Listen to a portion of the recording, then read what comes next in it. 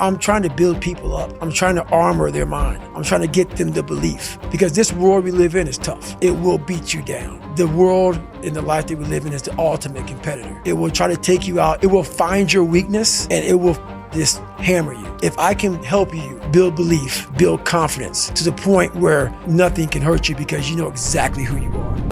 I had big dreams. A lot of us have big dreams, big goals.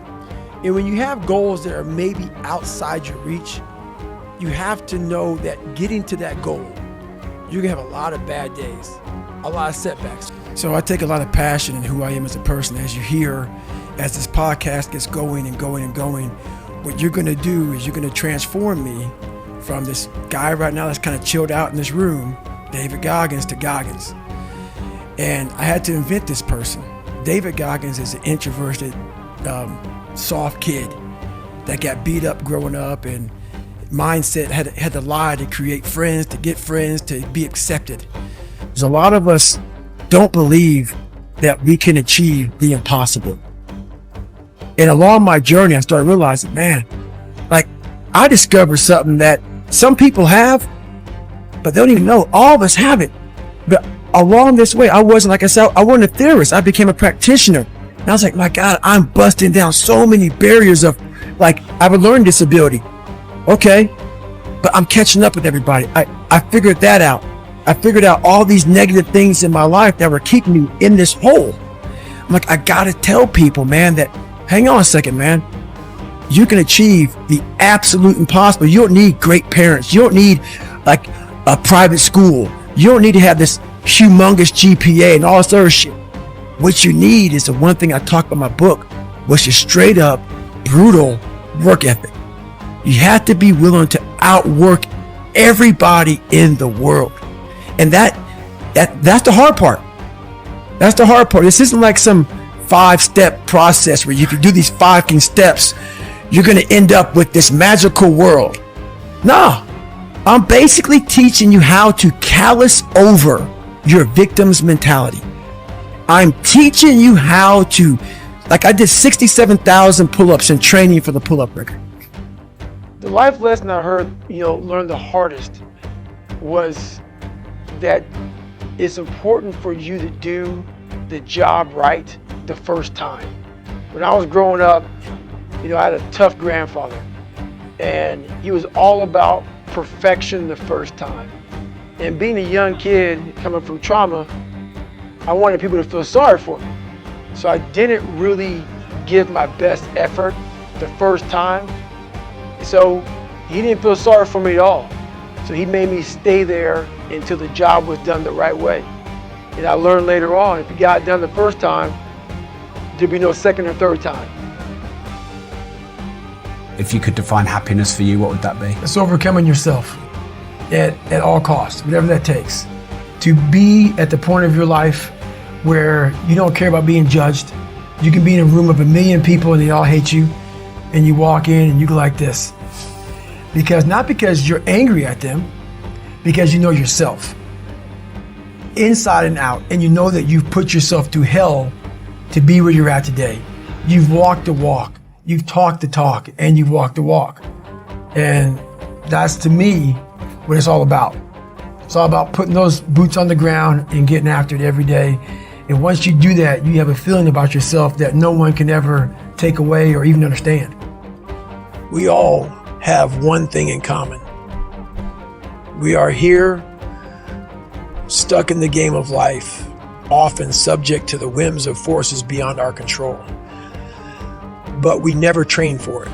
We dedicate ourselves to external goals, whether they are rooted in fitness or school or work, as if they are isolated events, somehow disconnected from the totality of our lives, when everything we do is an opportunity to get better at the game of life itself. My life and my commitment to do what needs to be done, I am a student of life. I carry around a notebook. I keep logs. I study all the upswings and down currents of my days as if the final exam is tomorrow, because we all have an exam tomorrow. Whether we realize it or not, Every interaction, each task is a reflection of your mindset, values, and future prospects. It's an opportunity to be the person you've always wanted to be. You don't have to have survived trauma or become a physical beast to train for life. We've all been challenged physically, emotionally, and intellectually, and we've all failed. Don't be shy about digging through your lost archives. No matter how irrelevant those experiences seem now, they count because they were all dry runs for whatever comes next. This awareness that everything we do is merely training for the next episode is like a filter that expands your perception. When you get assigned something at work or school that you don't want to do, step into a conflict you didn't see coming, someone close to you gets sick or dies, or a relationship falters, you will see these challenges as new chapters in life's textbook, which you can study to make sure that the next season of loss won't be such a kick in the knees. Not just for you, but more so for the people around you. We all know that training is required to make the cut in competitive sports. Get into the best schools and compete for the most coveted jobs, because that's what it takes to be prepared. Most of this generation quits the second they get talked to. You did this wrong, or they get yelled at. It's so easy to be great nowadays because everybody else is, most people are weak. This is a softened generation. So if you have any mental toughness, any ability, if you have any fraction of self-discipline, the ability to not want to do it but still do it. People have a hard thing to understand. I hate to run. And what makes me so crazy, it doesn't anymore, is people go, well, why do you run if you hate it? What are you talking about? I don't want to take showers and eat either. I hate that too. That's a life, man. It wasn't until I changed that mentality that I became somebody. I hated going to school, so guess what? I was dumb as That's what 1 + 1 is 2. But if you can get through to doing things that you hate to do, on the other side is greatness. That's what people understand. By me running, I am callous in my mind. I'm not training for a race. I'm training for life. I'm training for the time when I get that 2 o'clock in the morning call that my mom is dead or something happens tragic in life. I don't fall apart. I'm training my mind and my body and my spirit so it's all one, so I can handle what life is going to throw at me, because the life I've lived, it throws a whole bunch at you. And if you're not physically and mentally prepared for that, you're just gonna crumble and you're good for nobody. You said I can be me. The second you said I can cuss and be me, and cussing, people say, man, you cuss all the time, why? Well, I hate to say it, the best way for me to get how I feel across, I can't sit here and say, you know what, yeah, I went through Hell Week and man, it was really hard. No, that takes your damn soul, rips it inside out, and then they say, now we're going to start. It allows me to express where I was at a point of my life. If I don't give you all of me, why the hell am I here? How will you learn from me? People take so much offense to me. You will never learn from people if we always tap dance around the truth. We tap dance around the truth by finding the right words so I don't hurt you because you have thin skin. No, tighten up, people. The only thing more infectious than a good attitude is a bad one. The more you dwell on the negative, the weaker you feel, and that weakness infects those around you. However, the reverse is also true. I knew that if I could control my attitude and redirect my attention, I'd gain control of the entire situation.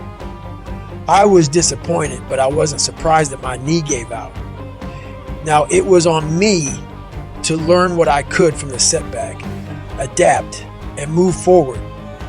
It's an unwritten natural law of the universe that you will be tested. You will get smacked in the f***ing face. A hurricane will land on your head. It's inevitable for all of us. Yet, we are not formally taught how to handle unexpected adversity. We have sex education, fire drills, active shooter drills, and curriculum on the dangers of alcohol and drugs.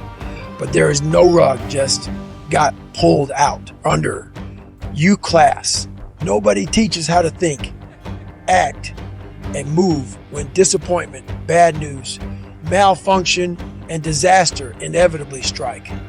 All the advice floods in only after we are already lying dazed on the canvas, which means it's up to you to cultivate your own strategy and have the discipline to practice it.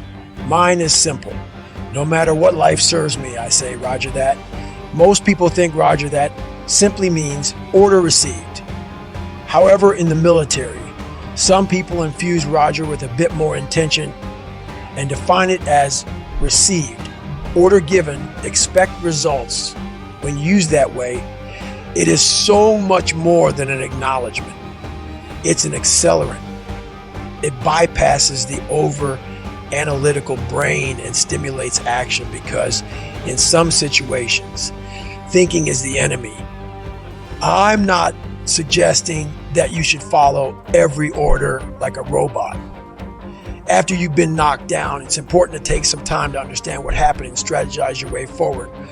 But you also must act. If you stay stalled out, sifting through the wreckage, you may find that you've been swallowed by it. We all love comeback stories because they teach us that setbacks have the power to propel us forward to our greatest successes. But your fate depends on your approach.